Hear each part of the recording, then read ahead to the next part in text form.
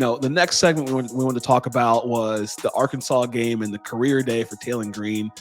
6 touchdowns, 5 in the air. This is the second 4-touchdown game of the season, so he's legit. He's certified by me, if that means anything. So, Hunter, Mississippi State, he went to work against them. What are your thoughts on Taylen Green, this guy from Boise State turning up in the SEC now?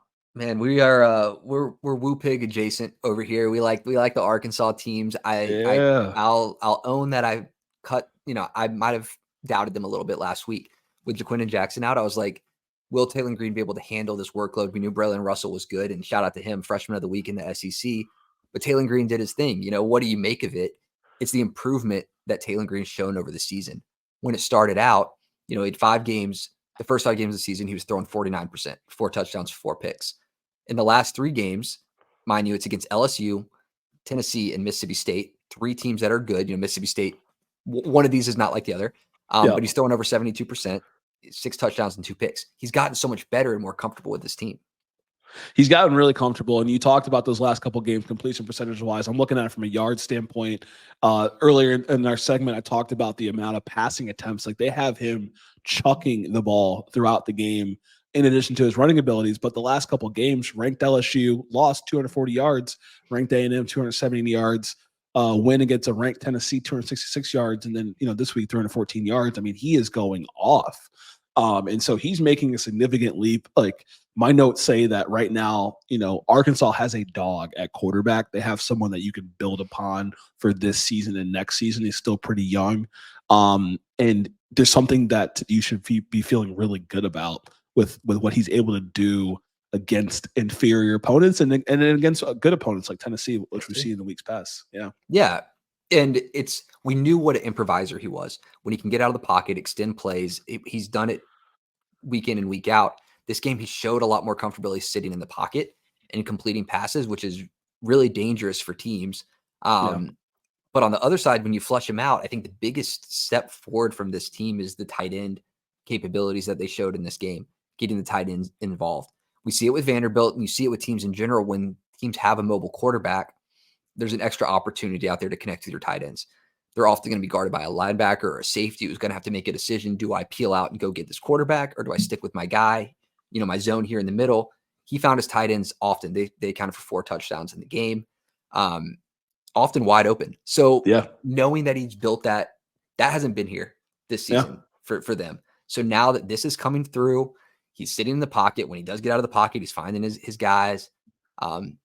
They're dangerous. They're dangerous with him at the helm. They're definitely really dangerous. I mean, just like statistically, you talk about him getting those tight ends involved. I think he had 2 tight ends, had 2 touchdowns last week. He's sitting at 23rd in the nation in yards, 3rd in the SEC, over 2,000 yards.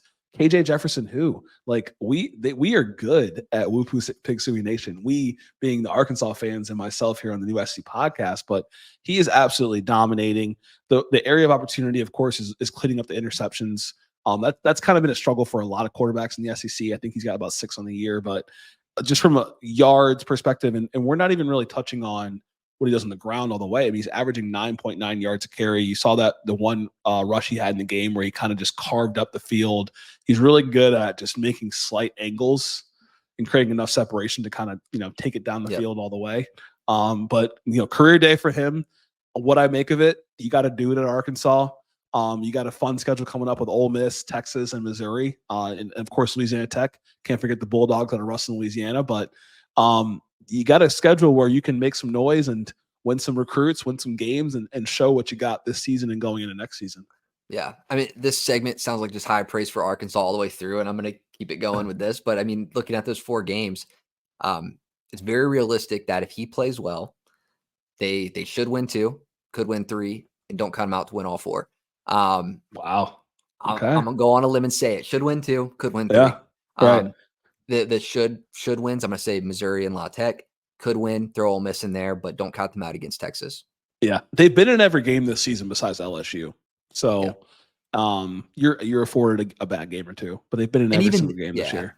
And even then, they were in there for a while and then killed it with momentum. They had some injuries. I'm not giving them, any. I'm not, trying to defend them, the Arkansas team in any way, like with injuries or something like that. But still, like, there was an opportunity there. If they play again, like, I don't know, Right. Yeah, it's true. It's true. So, career day for him, second 4 touchdown plus game of the season. He had 6 of them bad boys, getting in the end zone, touching Pater. And so, props to Taylen Green. If you're watching this, man, we love you.